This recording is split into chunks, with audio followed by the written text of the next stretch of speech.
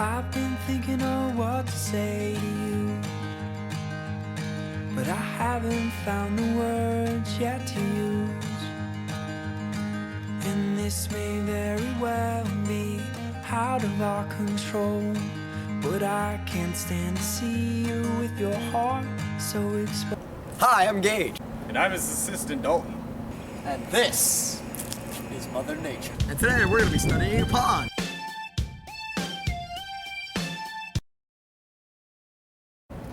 Here at CCTS, we have a thriving pond community. There are lots of organisms, creatures, everything you can think of. Plants, animals, bugs. There's everything here. As we went out to the pond and we decided to do a little field study. We gathered samples and observed what we had under a microscope.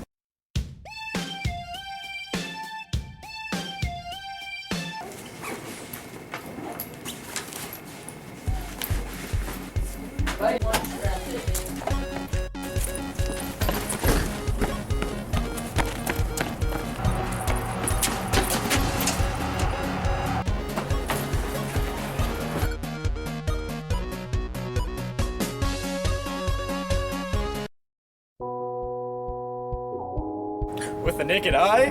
No, silly, a microscope. You.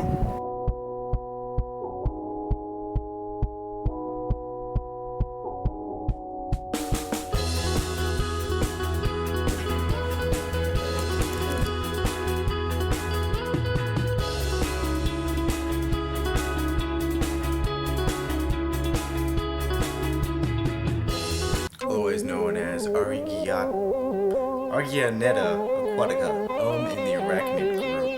These spiders have long silver legs, are very hairy, and also have big beady eyes if you look at it really closely. These spiders, like most spiders, eat small insects. A lot of the population inside of the pond, bugs, pretty much, like flies, larvae, and this creature, well, obviously is a consumer. Bees is through, not through gills, surprisingly, for a water spider, but what it does is it collects air bubbles on its hairs on its body and consumes those whenever it needs air. And as for its color, to help it survive, it's silvery, which is also actually due to the water itself. And it makes it harder to see in the water because it's a tiny white speck in almost silver-looking liquid. But what your existence tells me about the pond, the water spider being there, means there are lots and lots of insects. This is a thriving insect population. There has to be, that also means that there's lots of creatures.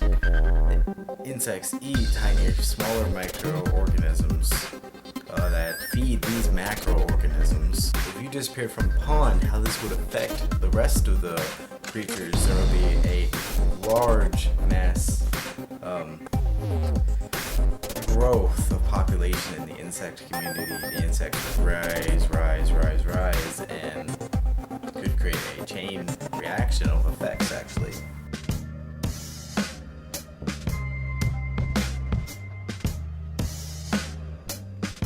The next species we were talking about comes from the Latin name Arthropoda, or as we call it, the fly.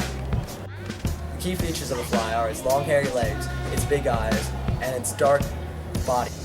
Flies eat sugary matters and decaying products. The fly is an omnivore and a scavenger.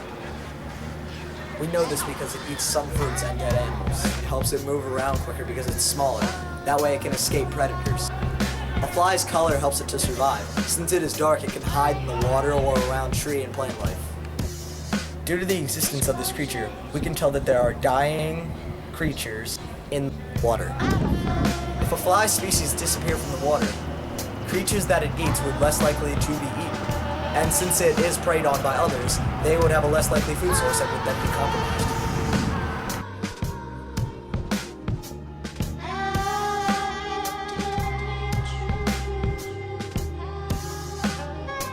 For our next creature, we have the Oligocati worm.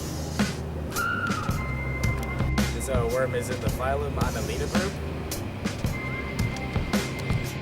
Its key features are its long, black eyes, skinny, semi-transparent, and with a large tongue-like object, and tiny eyes.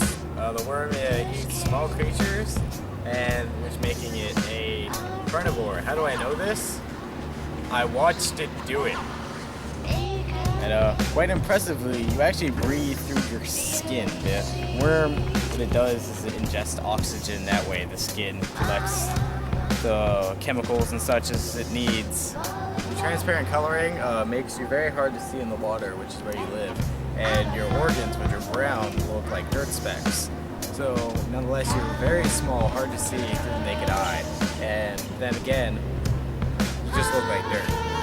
If you disappeared from the pond, the creatures that you eat would be drastically affected due to the fact that you eat a lot of creatures, small microorganisms, and that would probably raise the population a good percentage amount. This creature obviously lives in the water. The way you move is slightly like a snake, like this. You crawl around.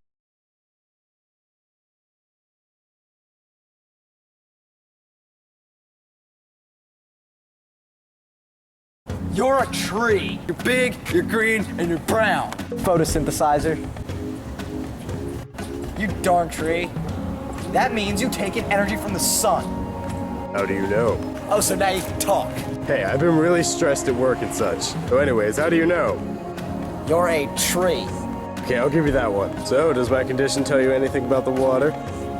Well, for one thing, it tells you there's a lot of rain and good plant life. How would you feel if I was gone? Well, I wouldn't, but the pond would. Oh, how? Well, then there would be less places for insects and bugs and squirrels to live. Where do I live then, Gage? Above and in the ground. How do I move? You're a tree!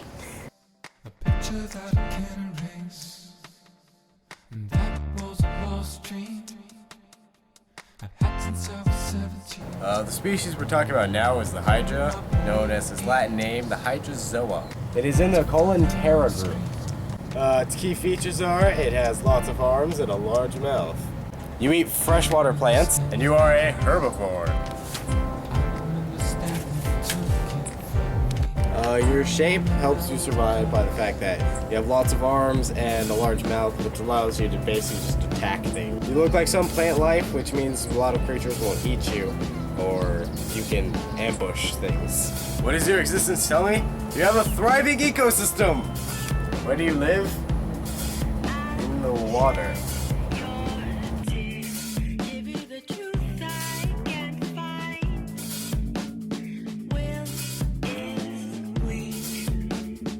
The next species comes from the Latin name Cladocera, the water flea. Coming from the arthropod group, its key features are its many rounded legs and its fast movement. Feeds on tiny crustaceans. From my observations on you, I can tell that by the way you move around and what you eat, that you are in fact a scavenger and a carnivore. From what I can tell, you breathe through the gills on your leg. Your shape allows you to move fast so you can protect yourself easily. You can protect yourself because of your color. Your color makes you transparent so you can't really see you in water. Your existence in the pond tells us that there are smaller celled organisms in the pond. If you disappeared from the water, larger creatures might actually disappear as well since you are a valuable food source.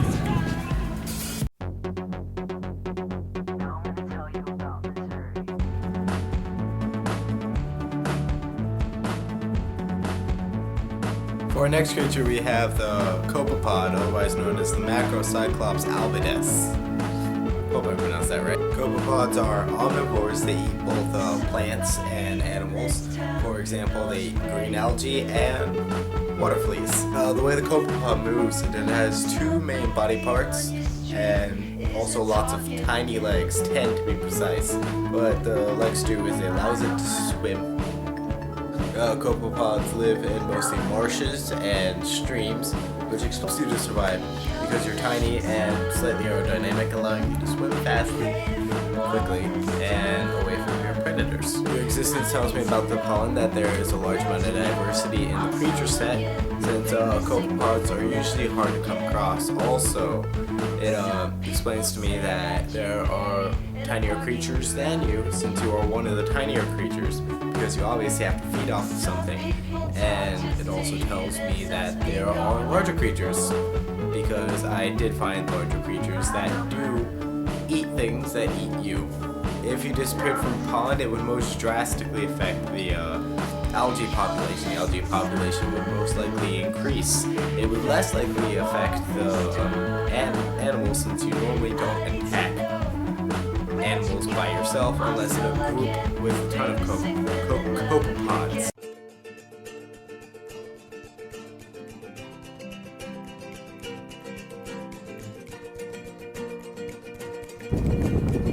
The next species we're going to discuss, the rotifers, comes from the Latin name licane. This species of worm is actually quite small and has 2 legs on the very end.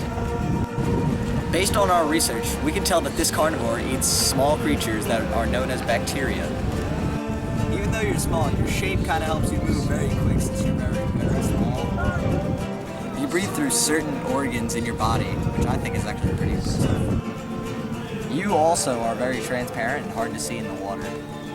The fact that you're living in this pond just proves that there's a thriving ecosystem just waiting around just to be explored.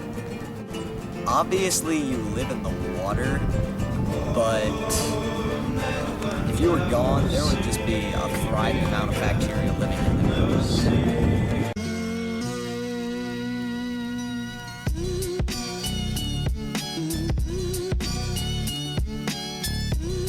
The next creature we have is the water bear in the Ischimishis group.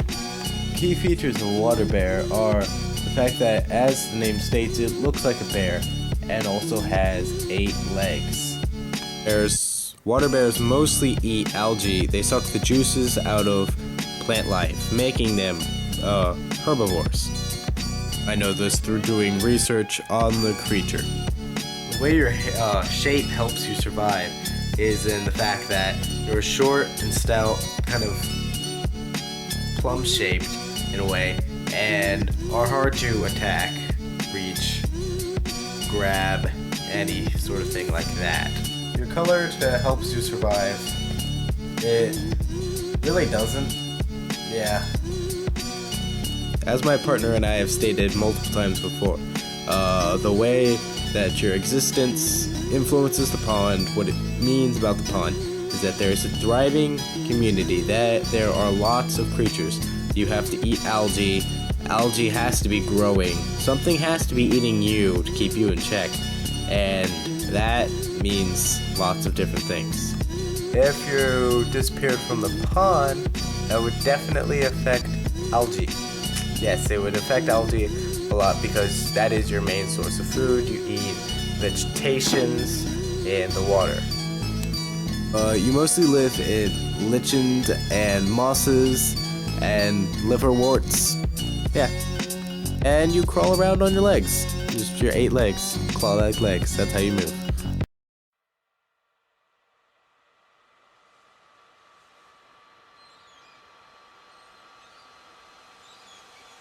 With the name Spirogyra, pond scout, you're actually long, you're green, and you're kind of full of holes. You don't really eat anything. You're a photosynthesizer, which makes you a producer. Why do we know this? Because you're a plant. Since you're small, you're hard to grab. That's how your shape helps you move around in your environment. Your existence in the water pretty much tells us that there's a lot of organisms in there. If you were gone, then there would be nothing for... Probably the population of the creatures you prey on would rise, and the creatures that prey on you would just, like, plummet. And where do you live? The water.